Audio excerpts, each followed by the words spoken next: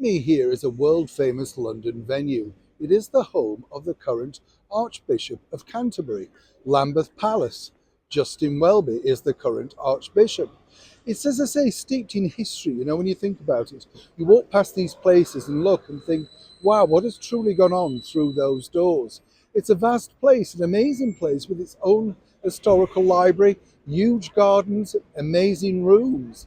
But once again, it looks like the Archbishop of Canterbury has got himself in political hot water. But what is the reason now? Hi, good morning, Neil. Sean here in the very heart of London. Nice to have your company, and as ever, lovely to see you.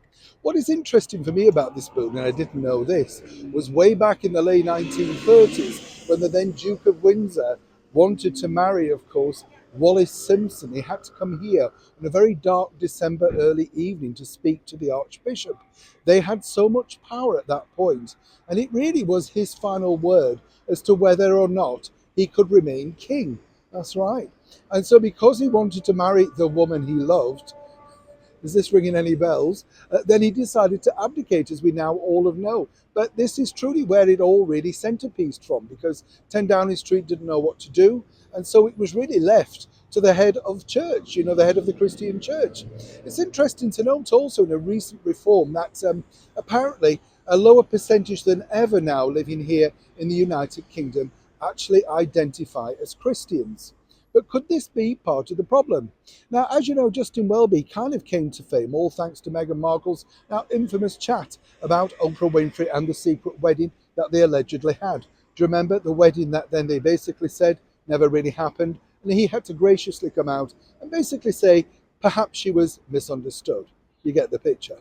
Well, now he's back in the headlines once again for all the wrong reasons. This is because he's apparently publicly stated that the Rwandan plan for the migrants, which has been put together by the current government, is unworkable and unchristian, more to the point.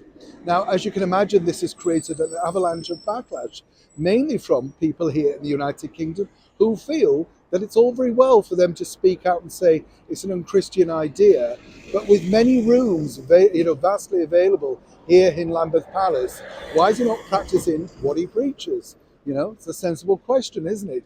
Nobody dare bring that up, apparently, in the House of Commons.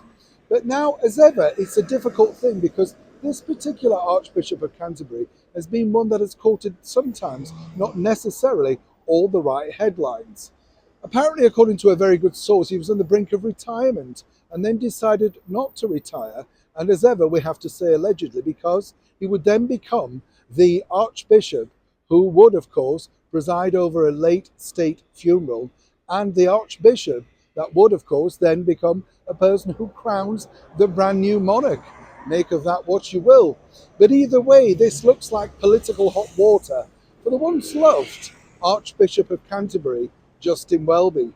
Right now, perhaps, as many people are stating, he should keep his political opinions to himself and focus on getting back many of the lost flock that are now claiming not to be Christian.